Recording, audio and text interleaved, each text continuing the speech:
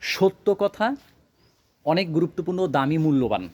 সত্য সবার জন্যই গুরুত্বপূর্ণ।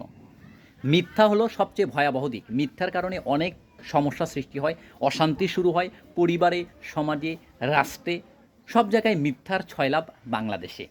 সত্যর চর্চাটা নাই বললেই চলে। আমাদের যে কোনো সমস্যা হওয়ার অন্যতম একটা কারণ এই মিথ্যা কথা বলা, অথবা মিথ্যা কোনো বিষয়কে প্রাধান্য দেওয়া, অথবা যারা মিথ্যা বলে তাদেরটাকেই সত্য বলে মনে করা। মূল কথা হচ্ছে সত্য জিনিসটা চর্চাটা মানুষ করতেছে না।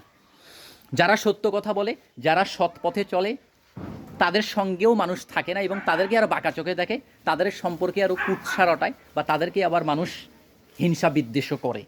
মানে মিথ্যে দিয়ে সব কিছু যখন মানুষ করতে চাবে, তখনই কিন্তু পরিবারে, সমাজে, দেশে, সম্প্রদায়ে সব জায়গায় অশান্তি, নৈরাজ্য, বিশৃঙ্খল আর ধ্বংসই শুরু হবে, এবং তা বাংলাদেশে হচ্ছে, আরও হবে।